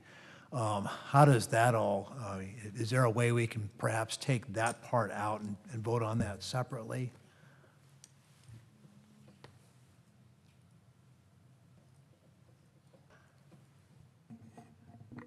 How does it look in your recommended action? Are there separate motions? You know, see, the specific plan would not be a condition of approval because that's really upon the applicant. This would be actually a change to the specific plan, and namely, it's for site plan reviews and for parcel maps. Any The appeal decisions- language? Right. Any decisions by the community development director can be appealed to planning commission, and that decision in turn can be appealed to city council. You can incorporate it in a motion to approve the zoning text amendment with those additional changes. Okay, so maybe have a separate motion on the zoning text amendment then. Yeah, you could, or you could take straw votes. I agree. I think straw votes might work. You might make the motion to move as staff recommended, and then when you do your straw votes for whatever it is that you're changing up or down, you can say, as to the text of this, specific plan, for instance, amend the appeal procedures as you state. So maybe what I could do is propose a straw vote right now just on the specific plan, and then when it comes to the overall project with the revised conditions of approval, and I'll just list them out. Certainly. Okay. If we do Go a ahead. straw vote, so I do move a straw vote that we change pages 20 and 21 of specific plan 13, which is attachment 8 in your package, basically to revise it, say that action by the Director of Community Development is final unless appealed to the Planning Commission by the applicant, a Planning Commission, or a City Council member within 10 calendar days. And then the decision of the Planning Commission shall be final unless appealed to City Council by the applicant or council member within 10 calendar days. So that would apply to both site plan review and to parcel maps. I might mention that there's another, on page 22 or 23, it talks about design review. That, believe it or not, is appealable to a planning commission, and then it would go to city council. So that makes it consistent here, and also consistent with other specific plans. Okay, so all in favor of that, please raise your hands. Okay, so we have a majority. Okay. And So go ahead and read the next condition. okay, so that would be change the specific plan, those 2 pages, which I take it the staff has got it. And then what I can do is I can move, let's see, I'm looking for, okay. So I'm going to go ahead and move that the Planning Commission recommend approval of the Environmental Impact Report, Addendum number 2 to the Terra, that as adequate and complete in accordance with SEQA requirements by approving draft City Council resolution and forward to City Council for adoption. Recommend approval of General Plan Amendment number 21-001 and forward that to City Council, and forward draft City Council resolution to the City Council for consideration.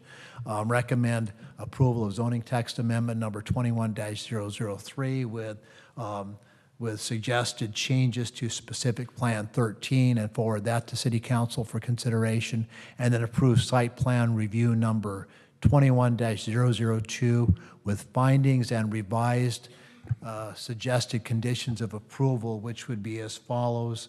The applicant shall construct a pedestrian bridge that connects the existing parking structure to the Terra residences, or the exhibit, or as shown in the updated exhibits submitted on September 23rd, 2022. Applicants shall provide directional signs along Terra Drive, the Crescent Drive Road, and the street fronting Terra residences, businesses, to the Area A to the existing parking garage. Applicant shall provide directional signs for visitors to Terra residences to park in the Area A parking structure. And then the fourth condition would be applicant shall post signs in the parking lot fronting Edinger denoting customer parking only. Another condition, and this was Commissioner Mandick's condition, parking in the residences shall be at 354 spaces, including all EV parking spaces pursuant to applicable city codes and state law.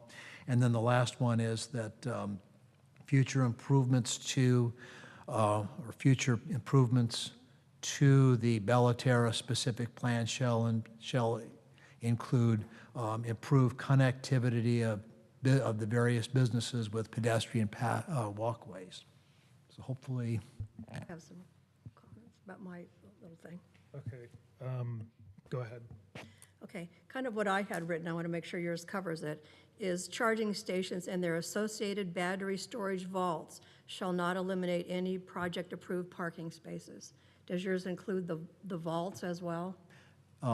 Yeah, if the vault is part of the EV parking spaces, and right now I think it's the parking garage would hold staff correct me if I'm wrong, but I believe it's 354 parking spaces, correct?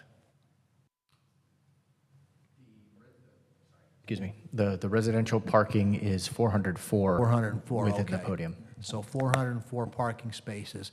That needs to include all the EV parking spaces and anything that's necessary to support those, including wider parking spaces, vaults, equipment, what have you. Okay, is that in there? That, yeah. Okay. I mean, or in other words, we don't care, well, basically, there's going to be 404 parking spaces, and including enough for EV parking spaces. They're going to have to find out a way to fit all of those in there. Okay. Okay, so I second that motion. Staff will take the vote.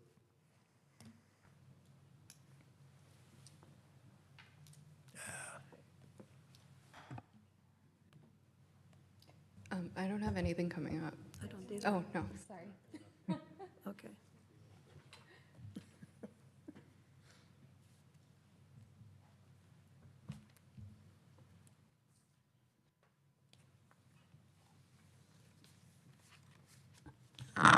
We have 6 ayes. Commissioner Ray voting no. Motion passes. Thank you. I'll just note that the decision with regard to the site plan review is appealable to the city council within 10 calendar days. An appeal must include reasons for such an appeal, any required fee, and shall be filed with the City of Huntington Beach City Clerk's Office within the 10 calendar day appeal period. Okay, so we will now move on to the consent calendar. And we have, I think your mic. yeah, it's on. I guess I'm just not speaking loud enough, sorry. Okay, so we'll move on to the consent calendar, and we do have 4 items on the consent calendar. They are minutes from previous meetings, and we did have various individuals absent from those meetings, so we do need to do the motions for approval of them separately. So I'd like to start with the March 8th item, which is 22-817. For that one, actually, we all were present here, so would anyone like to make a motion that we approve that? All motion approval. Second? And I have a second. Thank you. Staff will take the vote.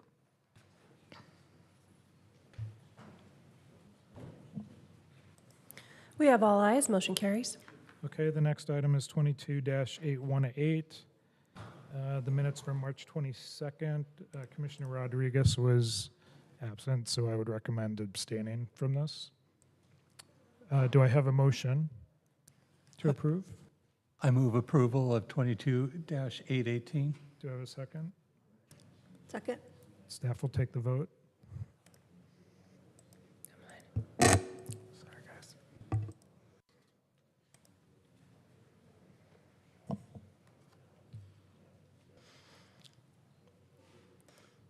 We have 6 ayes, Commissioner Rodriguez abstained, motion carries. Okay, and then for the final two items, the April 12th and 26th, everyone was present except for me on those. No, I have a so- question on the 12th. Oh, go ahead. Sure. Okay, on April 12th, we voted on the accessory structures, the sheds and the lattice.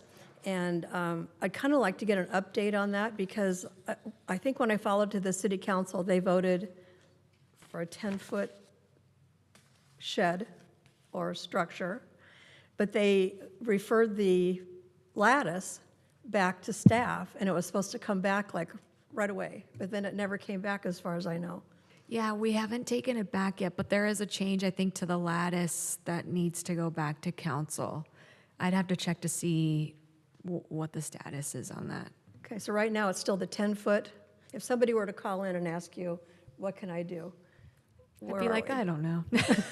I think it's a 10-foot, they approved a 10-foot accessory structure with an 8-foot lattice? Was that what it was? No. It was a 10, I think it was either a 10 or 12-foot structure. You're right, I don't know. A 3-foot lattice, I thought, yeah. And, Well, how about this? Why don't we figure it out and send the Planning Commission a status on what was approved and what the Okay. next steps are? and honestly, the way this is written, I think this was maybe you, Alan, I'm not sure. It's kind of confusing because it says basically, forward this to council for consideration with modification allowing up to a 10-foot in height. And it doesn't really say what. 10-foot, because I have people calling that they think this reads a 10-foot wall. It says allowing up to a 10-foot in height and requiring lattice fence extension on any structure over 8 feet in height. It's very confusing to me, and I've gotten several calls from people that, what does this mean? Or one of them was building a 10-foot wall, so. Okay, so we could make a motion to approve with the suggested change that. Okay, or a follow-up, it was follow-up, yeah. Yeah, however you want to word it. Okay. I can't make a motion on this one because I was absent. I'm going to abstain from the vote on this. So would you like to? Yes, I'll make a motion to approve the April 12th minutes with, it's not a condition, with the, whatever, that staff will come back with a follow-up on the status of the accessory structures and lattice. Okay, staff will take a vote. Who's the second? I seconded it. Okay, thank you. Sorry. You'd make a great commissioner.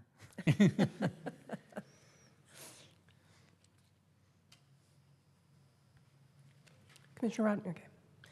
We have 6 ayes, Commissioner, Chair Perkins abstaining, motion passes. Okay, and then we'll move on to the April 26 minutes. Do I have a motion for that, to approve that?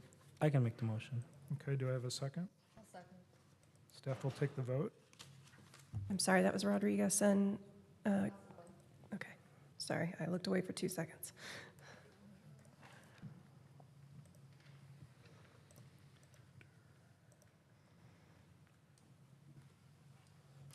Okay, we have 6 ayes, Chair Perkins abstaining, motion carries. Okay, thank you. So we'll move on to non-public hearing items. Do we have any? We have items? none. Okay, so the next is planning items. Do we have a report from the staff? Sorry, just 2 quick items to report on. One, I provided a tentative schedule at the beginning of the meeting for everyone. And I think we talked about in the study session. The next hearing and study session is very much dedicated to the housing element and will follow the same format as this evening. And we intend to open up at 4:30 and follow the same procedures if that's agreeable with everybody. And then I also wanted to mention that several commissioners had followed up after the last meeting about attending the APA conference.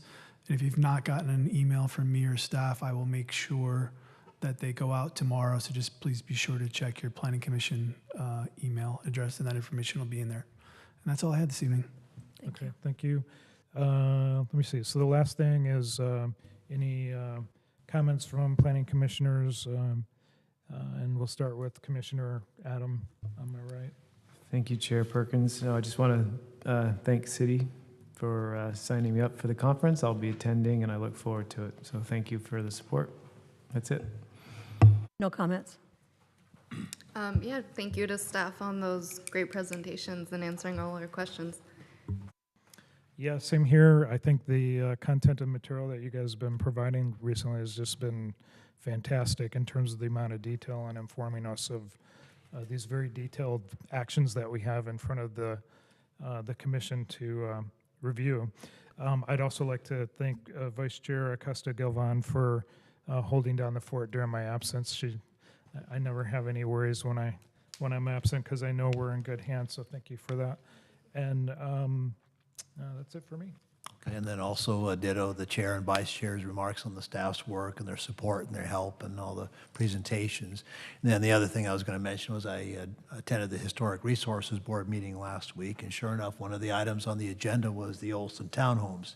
You remember those were the townhomes we approved on Talbert and Newland, and one of the items was to try to incorporate a history element into it. And so what the developer is putting together is a plaque that would be put on the project talking about the history of the property.